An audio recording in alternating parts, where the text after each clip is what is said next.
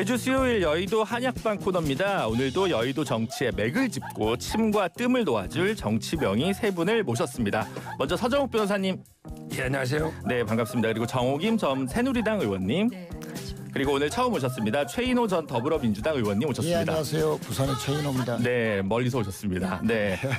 지난주에 서정욱 변호사님, 정호김 의원님은 너무 이렇게 합이 좋아가지고 합이요? 예, 독특한 이제 케미스트리가 이제 좋아서 이게 너무 좋았고 이제 오늘 새롭게 부산에서 최인호 전 의원님 모셨는데 네. 새로 오셨으니까 시간을 좀 드려야 될 것 같은데 요즘 뭐 부산에서 엄청 바닥을 훑고 계신다는 게 뉴스가 막 예, 터지더라고요. 서울 반, 부산 반 열심히 하고 있습니다. 네, 그렇군요. 예, 갈매기 소리가 매일 듣습니다. 최근에 제가 보니까 부산 발전 방안으로 해안가 아파트 그만 짓자, 이 관광 자원화해야 된다. 오. 네, 이런 얘기 하셨더라고요. 예, 굉장히 해안가는 인상적이었습니다. 이제 공유지지 않습니까? 네. 시민들이 다 즐겨야 될 그런 이제 공유 재산인데 너무 일부 계층만 아파트를 지어서 독점하게 되면 시민들이 쉴 공간이 안 되죠. 네, 그런 것을 이제 좀 방지하자. 네, 그래서 노인과 바다. 네, 아파트뿐이다 네. 하는 그런 부산의 좀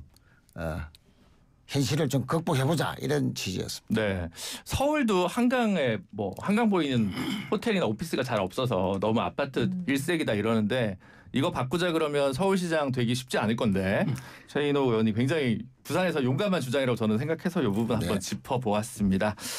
국회 이제 여의도로 돌아가죠. 어제 그러니까 정청래 민주당 대표의 이제 교섭단체 대표 연설이 있었고 또 송원석 원내대표의 그 교섭단체 대표 연설이 있었습니다. 두 분의 연설이 이제 교차를 했는데 요 이제 특별히 이제 어느 부분에 좀 더 주목했다라고 하는 것을 한번 짚어주시면 좋은데 오늘 서정욱 변호사님부터 먼저 말씀 이제 주실까요? 그 정청래 대표 연설은요. 네. 한마디로 이제 이재명 대통령의 그 당부까지도 무시해버리는. 아 이재명 패스다. 예. 네. 이재명 대통령이 여당이 많이 양보해야 된다. 협치를 강조했지 않습니까? 네. 그런데 26번 내란이 놓은 거예요. 협치는 한 번도 없었어요. 네. 이런 식으로 그냥 야당을 완전히 말살하겠다. 내란 정당으로 이런 데 그 선전포고를 했다. 이렇게 보고요. 그런데 오는 말이 고와야 가는 말도 곱잖아요. 그렇죠. 그런데 그 송원석 원내대표도 오늘 이게 강하게 여당을 공격한 강하게 맞받아쳤다. 예, 이런 상황이죠. 그래서 월요일 날 이제 셋이 만난 건 아무 의미 없는 에피소드가 되었다. 지금 이재명 그러니까 대통령만 헛고생한 거죠. 아 헛고생한 거다. 정호김 의원님 어떻게 보셨습니까? 그 내란 정당 네. 내 일당 독재. 음. 저는 솔직히 서로 마주보는 거울 효과 같은 걸 느꼈거든요. 똑같다 그러면 둘 다 기분 나빠하겠지만 적어도 대한민국 그 제1 그다음에 야당 그리고 집권 정당으로서 내외의 도전이 굉장히 많잖아요. 네, 그렇죠. 그럼 적어도 그 대표 연설에서는 그 비전을 좀 제시해야 되는데 딱 그 내란 정당 그리고 일당 독재 그 말이 또 들어보면은 맞기도 한 것 같은데 네. 거기에 매몰되어 있는 그 정치인으로서의 한계를 그대로 보여주면서 예, 똑같다. 그러니까 이제 하반기 국회 이제 국정 운영의 철학이나 국회에서 뭐 해야 될지가 좀 더 포인트를 둬야 되는데 상대방 진영에 대한 공격이 너무 줄을 잃었다. 네, 이런 말씀이시고 최인호 의원님 어떻게 보셨습니까? 예, 세 분이 악수한 지 만 하루 만에 또 하루 또 지나니까 더 큰 말이 나오고 네. 장군 멍군 협치가 상당히 좀 협공을 당하는 네. 그런 행복이 되었는데 좀 많이 아쉬운 대목이 있습니다. 어렵사리 대통령이 주선해서 악수까지 했는데 어쨌든 정청래 대표는 오늘 또 아침에 내란 세력과 뭐 그냥 이제 관계를 좀 단절해라 하는 네. 충언이다라고 이제 했지 않습니까?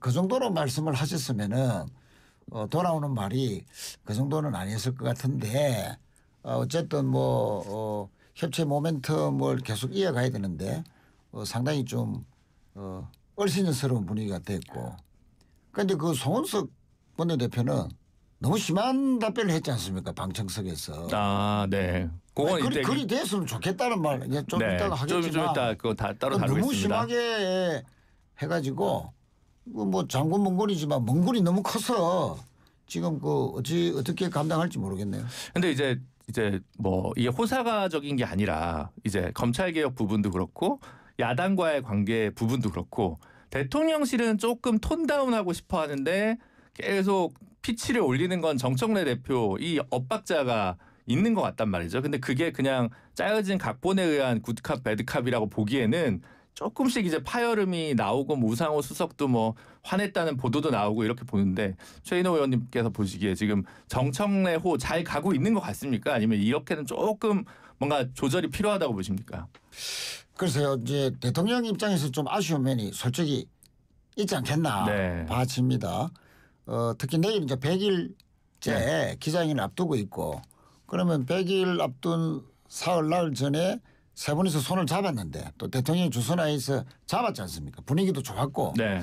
그러면 최소한 내일까지는 그 분위기가 이어져서 전략적 인내. 대통령이 뭔가 여야의 어떤 그 협치와 뭔가 좀 힘을 합한다. 특히 지금 조지아 사태 등으로 해서 우리가 모든 국민들이 지금 힘을 합쳐야 될 분위기가 지금 왔지 않습니까? 그러면 좀 받쳐주는 게 필요한데 뭐 여야 서로 막 이렇게 너무 분위기가 험악해지니까 대통령의 내일 그 100일 기자회견이 좀 무거운 어깨로 짐을 지고 시작한다는 느낌. 막 그런 면에서 대통령실은 상당히 좀 아쉬움이 클 것 같아요. 네. 그러면 그리고 오늘 이제 송원석 원내대표 발언이 있었는데 서정욱 변호사님 왜 장동혁 대표가 안 나오고 송원석 원내대표가 나온 걸까요? 원래는 이제 민주당도 제 생각에 김병기 원내대표가 할 차례인데 네. 정청래 대표가 가로챈 걸로 들었는데 네. 제가 이제 국회 관행상 당 대표와 원내대표가 돌아가면서 하죠. 네. 이번에는 이제 송원석 원내대표 차례인 거죠. 정청래 대표가 이제 욕심을 낸 거다. 네.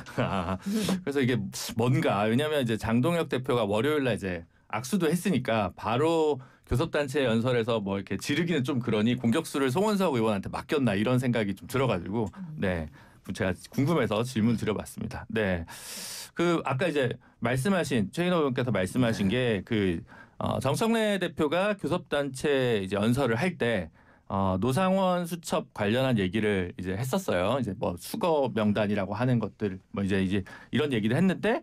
그렇게 됐으면 좋았을 걸이라고 이제 방청석이 아니죠. 그냥 국회 본회의장에서 누군가 했다는 거고 이제 그 녹음 파일을 갖다가 이제 오늘 최고위에서 민주당 최고위에서 정청래 대표가 틀었는데 이게 지금 송원석 의원 아니냐, 송원석 원내대표 아니냐 이런 얘기가 있습니다. 이 발언은 어떻게 보셨습니까?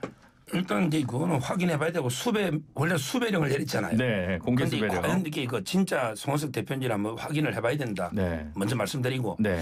자 그걸 떠났어요. 저는 노상원 수첩을 왜 자꾸 거론하는지가 이해가 안 돼요. 이걸 아는 게 국민의 의원들하고 아무 관계 없는 수첩입니다.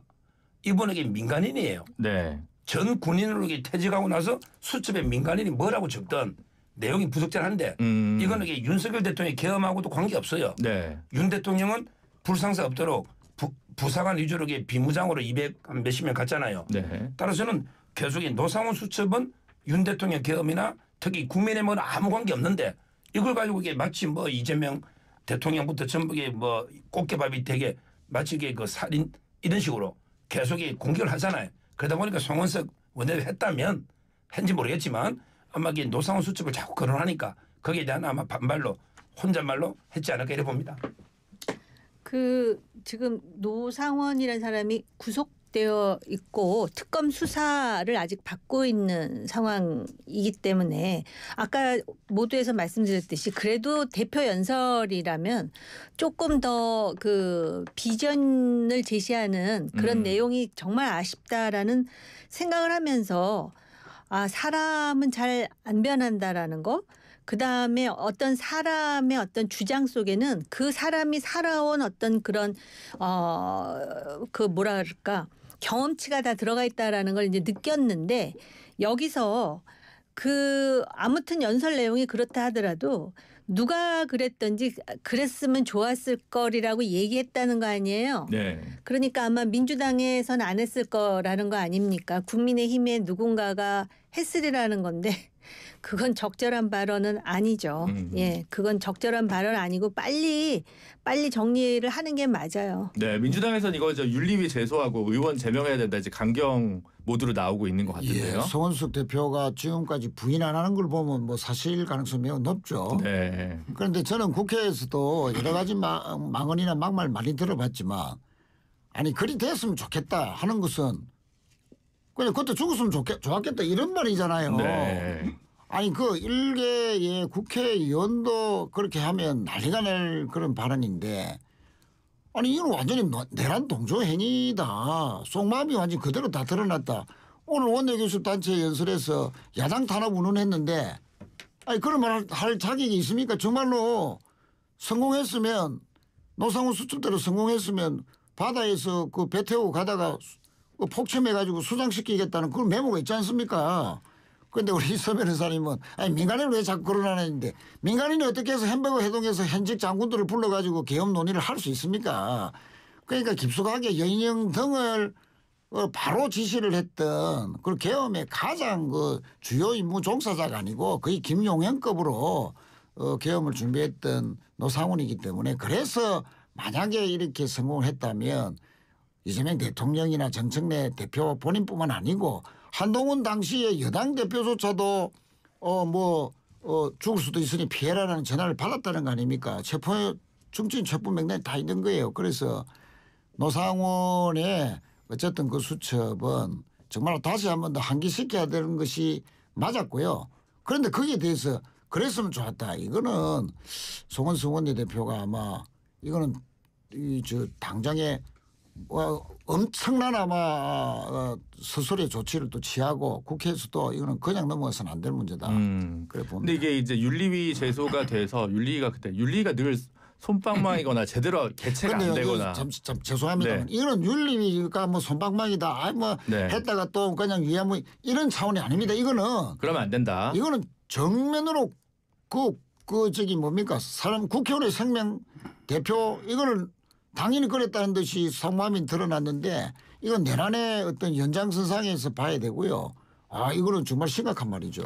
상황이 이렇게까지 되니까 아무래도 이제 당분간 협치가 좀 어려울 것 같다. 이제 이런 갑자기 월요일 날 좀 화해 모드가 되다가 뭐 이게 3일 천하도 아니고 뭐 하루 천하로 되고 이제 강경 모드로 이제 여의도가 이제 바뀌고 있는데 이런 상황에서 지금 특히 이제 내란 특별재판부 이게 또 하나의 쟁점이 되고 있습니다. 근데 이제 김민석 총리가 필요한 거 아니야라는 식으로 또 인터뷰를 해가지고 지금 논란이 이제 커지고 있는데 정호김 의원님 요 쟁점 어떻게 보십니까? 내란 특별재판부요. 저는 내란 특별재판부를 반대하는 사람이에요. 네. 그리고 실제로 지금 그 계엄도 굉장히 부적절했을 뿐만 아니라 한국 정치를 퇴행시켰는데 이거에 대해서 현재 지금 재판이 이루어지고 있는데.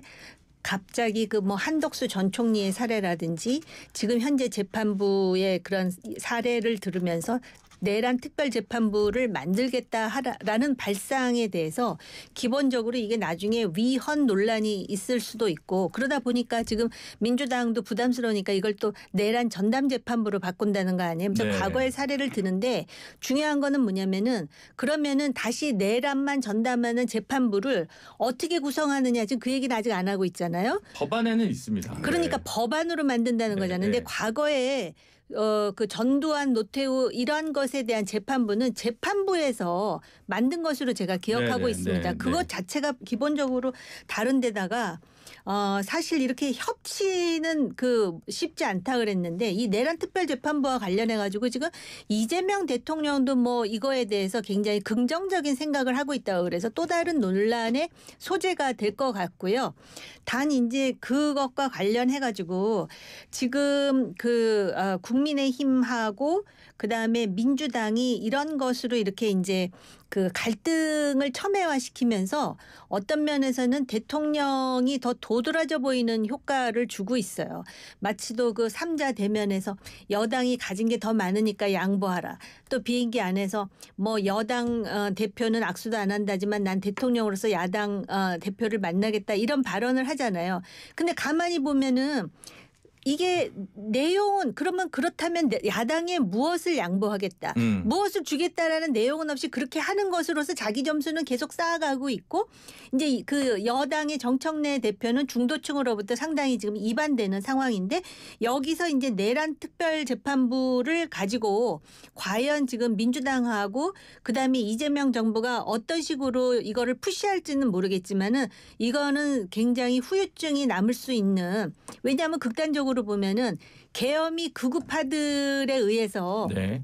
계엄이 자행됐다면 지금 이 상황에서 내란 특별재판부 결국은 그게 반민특위를 연상하게 되고 3.15 부정선거를 연상하게 되는데 과연 이런 식으로 정치를 진영화해서 극단적으로 몰고 가는 것이 맞느냐라는 얘기가 반드시 나올 수밖에 없다는 거죠. 뭐 저는 한마디로 이게 그 내란 뭐 특별이든 전담이든 이 중요한 게 아니고요. 네. 한마디로 이제 그 직위원 기피 재판부다. 직위원 판사막이 바꿔주면 안 하겠다. 이렇게 발언됐습니다. 그러니까 직위원 판사를 피하기 위해서 특별재판부를 만든다는 건데 이거는 옛날에 그 반민특위나 그다음에 그 3.15 때는 헌법에 근거 있잖아요. 네. 이번에 없는 거예요. 이게 위헌되면 나중에 재판이 재심 사유가 될 수도 있고요. 제일 중요한 게 그럼 전담재판부의 판사를 어떻게 뽑을래? 국회가 3명. 네. 그다음에 변협에서 3명. 판사회에서 3명. 그러니까. 네. 그러면 이게 국회가 네. 판사를 구성한다? 이게 상권 분립에 맞습니까? 저는 뭐 이거는 그래서 위헌 논란이 있는 거죠. 직위원 판사 피하기 위해서 하고 있는 꼼수죠. 근데 사실 직위원 판사는 12월까지 재판을 정리한다 그래서 이 재판부가 구성되더라도 직위원 부장이랑은 별 상관없을 것 같긴 합니다. 근데 한편 그 지금 김민석 총리 인터뷰까지 있었습니다만 이게 너무 좀 심해지니까 이규현 홍보수석이 약간 신중 모드로 돌아섰습니다. 국회안도 확정된 게 아니니까 일단 좀 지켜보겠다라고 해서 이제 이게 조금 얘기가 톤이 달라지고 있거든요. 근데 그리고 한편 박희승 의원, 이해식 의원도 약간 내란 전담부는 좀 부담스럽다거나 신중해야 된다라는 인계에서 민주당에서 다른 소리가 나오고 있습니다.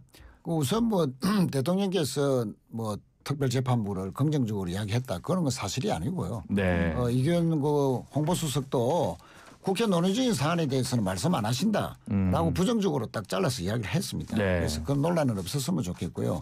사실은 아까 직위원 재판부 이야기도 나왔습니다만 아니 어느 날 갑자기 윤석열을 풀어주니까 국민들이 얼마나 깜짝 놀랐습니까? 네. 아니 내란 주범인데 국민들이 얼마나 또 고통에 트라우마가 있는데 갑자기 나와가지고 또 출소해서 아니 그 쇼핑도 하러 다니고 또 경기도 어디서 점심 먹는 장면도 포착이 되고 그러니까 국민들의 법 감정에 전혀 맞지 않는 기상천외한 판결들이 나왔기 때문에 국민들이 지금 우려하고 있지 않습니까? 자 지금 윤석열 전 대통령 부부가 재판 거부하고 있고 그 수사에 협조 안 하고 있고 아예 윤석열 전 대통령은 아예 뭐 온몸으로 저항을 하고 있잖아요. 네. 자 이런 와중에 시간 끌기 전략이 통해서 1월 18일이 와서 또 직위원 판사 같은 사람이 또 풀어준다. 그 과연 국민들이 또 다른 트라우마가 되면 그로 인한 또 국민 통합의 제 요소나 또 국론 분열이나 전환길 씨하고 만약 윤석열 대통령이 손잡고 만약에 강화문이 또 의원님 보시기에는 대통령실은 신중 모드인데 의원님 보시기에는 재판부가 필요하다는 말씀이세요? 아니죠. 그래서 내 결론을 말씀드리면 네, 왔다 갔다 하고 있습니다. 이런 지금. 것 때문에 이제 특별재판부가 필요하다 할 정도의 분노가 있다. 분노가 있었지만 지금 이제 날이 갈수록 오늘 건칠성 전 장관도 좀 부정적으로 이야기했고 네, 날이 갈수록 입법은 좀 신중해야 된다. 소란도 있고 하니까 일반적인 재판부 안에 전담 재판부를 설치하는 것이 합리적이다. 일단 알겠습니다. 판결에 좀 내란만큼은 판결에 좀 정합성이 있어야 된다. 네, 시간이 없어서요. 1부는 일단 여기서 마무리하고 잠시 이후 2부에서 여의도 한약방 이어가도록